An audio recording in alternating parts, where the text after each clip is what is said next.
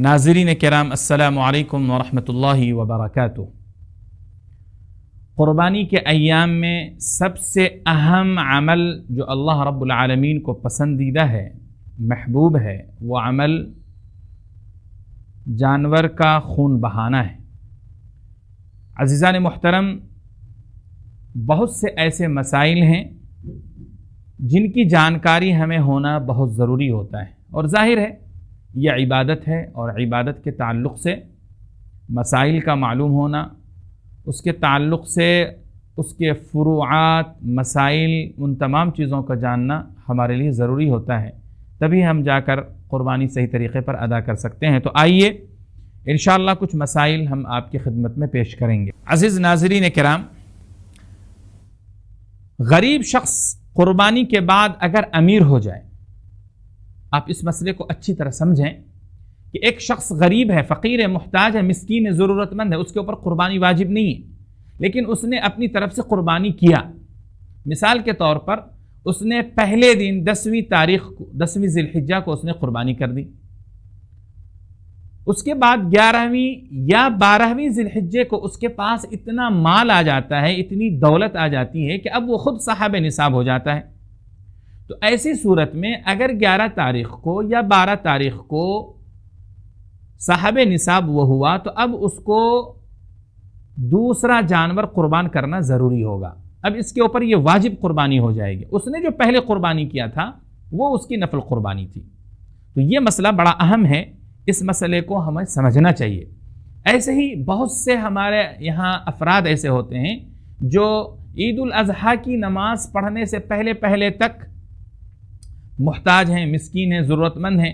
بسا اوقات ان کے پاس ان 3 دنوں میں کہیں سے کچھ پیسہ آ گیا، کہیں سے اس کا پیسہ، اس کی دولت مل گئی، دولت آ گئی، یا اس کے پیسے کہیں پھنسے ہوئے تھے، اس کے پاس وہ پیسے آ گئے۔ الغرض وہ ان 3 دنوں میں سے کسی دن بھی اگر وہ صاحب نصاب ہو جاتا ہے تو ایسی صورت میں اس کے اوپر قربانی واجب ہو جاتی ہے۔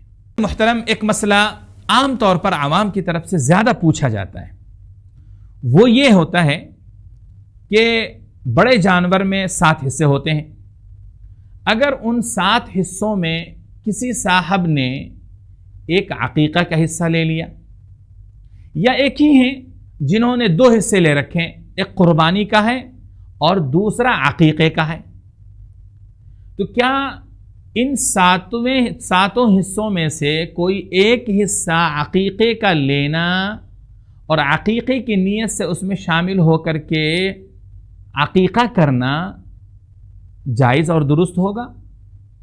نمبر 1۔ نمبر 2، باقی جو لوگ ہیں جو قربانی کی نیت سے اس میں شامل ہیں، کیا ان کی قربانی جائز اور درست ہوگی؟ عزیزان محترم، یہ عمل جائز اور درست ہے۔ یعنی کسی بھی بڑے جانور میں کچھ حصے قربانی کے ہوں اور کچھ حصے عقیقے کے ہوں تو اس طرح کیا جا سکتا ہے۔ کیوں؟ اس لیے کہ عقیقے کا قربانی کا جو مقصد ہے وہی مقصد عقیقے کا ہے۔ دونوں کا مقصد صرف ایک ہے، اور وہ ہے تقرب الی اللہ۔ قربانی کے ذریعے بھی تقرب حاصل کیا جاتا ہے اور عقیقے کے ذریعے بھی تقرب حاصل کیا جاتا ہے، اس لیے ان دونوں کو شامل کیا جا سکتا ہے۔ عقیقے کو شامل کر کے قربانی کی جا سکتی ہے، اس میں کسی بھی طرح کی کوئی دقت والی بات نہیں ہے۔ یہی ایک آپ دوسرا مسئلہ یہ بھی یاد رکھیں کہ اگر کوئی صاحب، کوئی شریک ایسا ہے جس نے ان 7 میں سے ایک حصہ قربانی کا ہی لیا ہے، لیکن اس کی نیت قربانی کرنے کی نہیں ہے بلکہ گوشت کھانے کی ہے۔ مثال کے طور پر اگر کوئی جانور کٹ رہا ہو تو آدمی اس نیت سے جا کر اپنا ایک حصہ وہاں بک کرا لے کہ بھئی ہم کو قربانی نہیں دینا ہے، اس سے کچھ گوشت آ جائیں گے، باقی لوگ گوشت کھائیں گے تو ہمارے گھر کے افراد گوشت کھائیں گے۔ تو گوشت وہ لینا چاہتے ہیں، ان کا مقصد قربانی کرنا نہیں ہے، تو ایسی صورت میں یاد رکھیے اس شخص کی وجہ سے باقی جو لوگ ہیں، جو شریک ہیں، ان کی بھی قربانی نہیں ہوگی۔ کیوں کہ یہ جو شریک ہیں، 7 حصے ہیں، 7 حصوں والے کی نیت کا برابر ہونا ضروری ہے۔ یہاں نیت دونوں فرق ہو جا رہی ہے، تو اس بنیاد پر یاد رکھیں کہ اگر کوئی شخص ایسا ہے جس کا گوشت کھانے کا صرف ارادہ ہے، قربانی کرنے کا نہیں ہے، تو ایسی صورت میں آپ ایسے لوگوں کو حصہ نہ دیں، ورنہ آپ سب کی قربانی ناجائز ہو جائے گی، درست نہیں ہوگی، آپ کی طرف سے قربانی ادا نہیں ہوگی۔ ایک سوال اور گردش کرتا ہے بہت زیادہ، اور پوچھا بھی جاتا ہے کہ ایسا شخص کیا قربانی کر سکتا ہے جس کا عقیقہ نہ ہوا ہو؟ یہ عام طور سے بہت زیادہ پوچھا جاتا ہے۔ لوگوں کے اندر یہ غلط ایک عقیدہ بیٹھ گیا ہے، یا غلط بات لوگوں کے درمیان میں گردش کر رہی ہے کہ جس شخص کا عقیقہ نہ کیا گیا ہو، قربانی اس کے اوپر واجب ہی نہیں ہوتی ہے۔ گویا ان کے تصور کے حساب سے سب سے پہلے وہ اپنا عقیقہ کرے، اس کے بعد پھر قربانی کا جانور وہ ذبح کرے۔ عزیزان محترم، یہ خیال غلط ہے۔ پہلی بات تو آپ یہ یاد رکھیں، عقیقہ مستقل ایک عمل ہے، ایک عبادت ہے، قربانی مستقل ایک عبادت ہے، دونوں کا حکم الگ الگ ہے۔ ایک کی وجہ سے دوسرے کو موقوف نہیں کیا جا سکتا ہے، یا ایک کی وجہ سے دوسرے کو ترک نہیں کیا جا سکتا ہے۔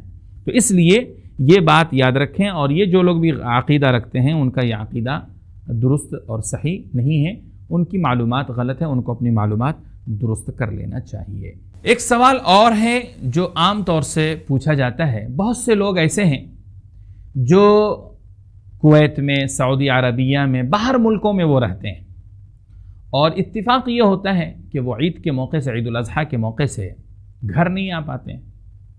تو ایسی صورت میں وہ اپنا پیسہ وہاں سے بھیج دیتے ہیں، یا وہاں سے کال کر کے اپنے گھر کے افراد کو کہہ دیتے ہیں کہ ان کی طرف سے قربانی ہندوستان کے اندر ہی کر دی جائے۔ عزیزان محترم، ایسا کرنا جائز ہے، لیکن سوال یہ پوچھا جاتا ہے کہ عام طور پر وہاں کے ایام اور یہاں کے ایام میں ایک دن کا فرق ہو جاتا ہے۔ عام طور سے وہاں ایک دن پہلے عید کی نماز پڑھ لی جاتی ہے، اور ہندوستان میں ایک دن کے بعد یہاں عید کی نماز پڑھی جاتی ہے۔ اب ایک شخص وہاں عید کی نماز پڑھ چکا ہے اور یہاں ابھی عید کی نماز ہوئی نہیں ہے، قربانی کس طرح کی جائے گی؟ کیا اس کے یہاں عید کی نماز کا اعتبار کر کے یہاں قربانی کی جا سکتی ہے؟ چونکہ وہ عید کی نماز پڑھ چکا ہے اور اس کے نام سے قربانی ہونی ہے، تو کیا یہاں وہ اس کے نام کی قربانی کی جا سکتی ہے؟ عزیزان محترم، اس میں صحیح اور صریح قول تو یہ ہے کہ ایسے موقع سے قربانی کرنے والے کی جگہ کا اعتبار نہیں ہوتا ہے، بلکہ جانور کی جگہ کا اعتبار ہوتا ہے۔ خلاصہ یہ نکلا کہ جانور ہندوستان میں ہے، تو اس لیے ہندوستان کی تاریخ کا، جگہ کا اعتبار ہوگا۔ یہاں جب لوگ عید کی نماز پڑھ لیں گے، اس کے بعد ہی اس جانور کو قربان کیا جا سکے گا۔ وہ سعودی کویت میں رہتا ہے، وہاں کی جگہ کا اعتبار، وہاں کی تاریخ کا اعتبار نہیں کیا جائے گا۔ تو اس لیے اس مسئلے کو اچھی طرح سمجھ کر اس پر عمل کرنے کی کوشش کریں۔ عزیزان محترم، قربانی کا گوشت کس طرح تقسیم کریں؟ اللہ رب العالمین نے قرآن مجید میں کئی جگہ پر یہ حکم دیا ہے، فَكُلُوا مِنْهَا وَأَطْعِمُوا الْبَائِسَ الْفَقِيرَ۔ اللہ فرماتا ہے کہ تو ان کے گوشت میں سے خود بھی کھاؤ اور تنگ دست محتاج کو بھی کھلاؤ۔ دوسری جگہ اللہ فرماتا ہے فَكُلُوا مِنْهَا وَأَطْعِمُوا الْقَانِعَ وَالْمُعْتَرَ، کہ تو ان میں سے خود بھی کھاؤ اور ان کو بھی کھلاؤ جو قناعت کیے بیٹھے ہیں، اور ان کو بھی جو اپنی حاجت تمہارے سامنے پیش کریں۔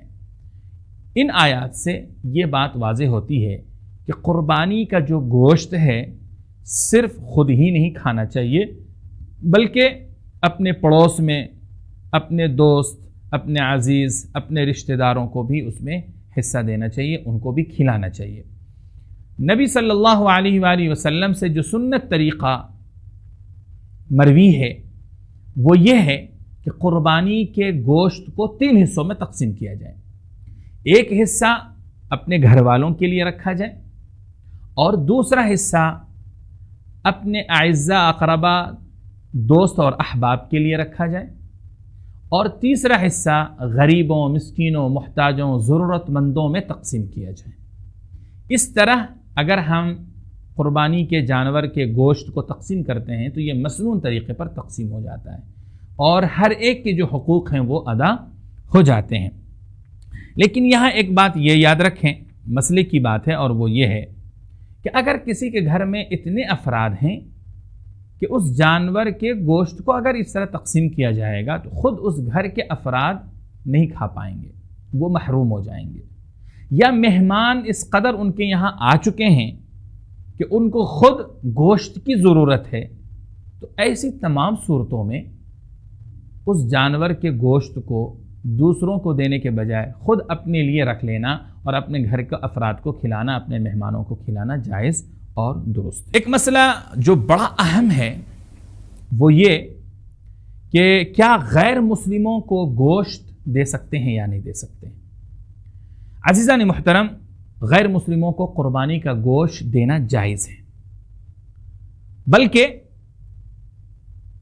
آج جن حالات سے ہم اور آپ گزر رہے ہیں، ہندوستان کی جو صورتحال ہے، سماج کے اندر جس قدر نفرتوں کو، عداوتوں اور دشمنیوں کو زہر کی طرح گھول کر کے ذہن و دماغ میں بٹھا دیا گیا ہے، ان حالات میں مسلمانوں کے لیے مستحب ہے اور قابل تحسین عمل ہوگا کہ وہ قربانی کے جانور کا گوشت خود بھی کھائیں اور ساتھ میں اپنے غیر مسلم بھائیوں کو بھی وہ دیں۔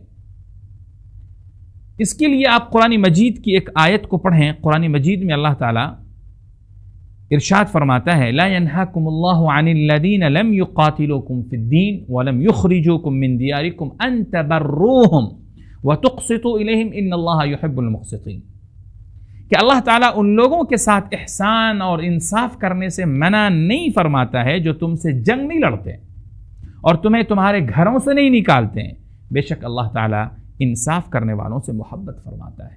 عزیزان محترم، ہمارے پڑوس میں، ہمارے بازو میں یا ہمارے محلے اور سماج کے اندر اگر کوئی غیر مسلم ہیں تو ہماری کوشش یہ ہونا چاہیے کہ ہم ان تک ضرور گوشت پہنچائیں۔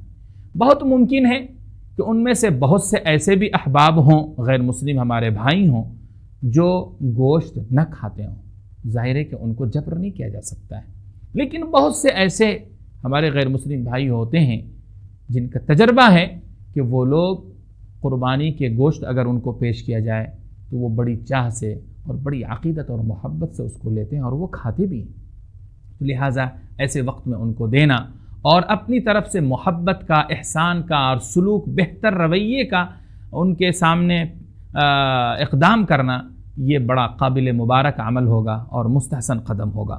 حضرت عبداللہ ابن عمر رضی اللہ تعالی عنہما کا ایک عمل حدیثوں میں ذکر آتا ہے کہ حضرت عبداللہ ابن عمر رضی اللہ تعالی عنہما کے گھر میں اگر کوئی جانور ذبح ہوتا تو حضرت عبداللہ ابن عمر رضی اللہ تعالی عنہما گھر کے افراد سے پوچھتے کہ کیا اس جانور کا گوشت ہمارے پڑوس کے غیر مسلم بھائیوں کو بھیجا تھا یا نہیں بھیجا تھا۔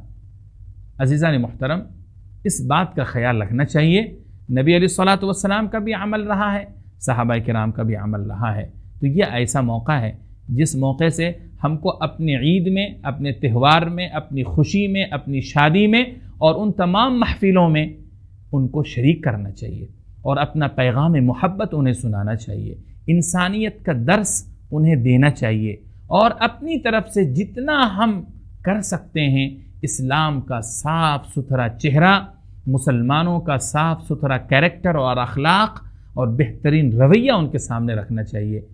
یہ آج کی ایک اہم ضرورت ہے۔ اللہ تعالی ہم کو اس کی توفیق عطا فرمائے۔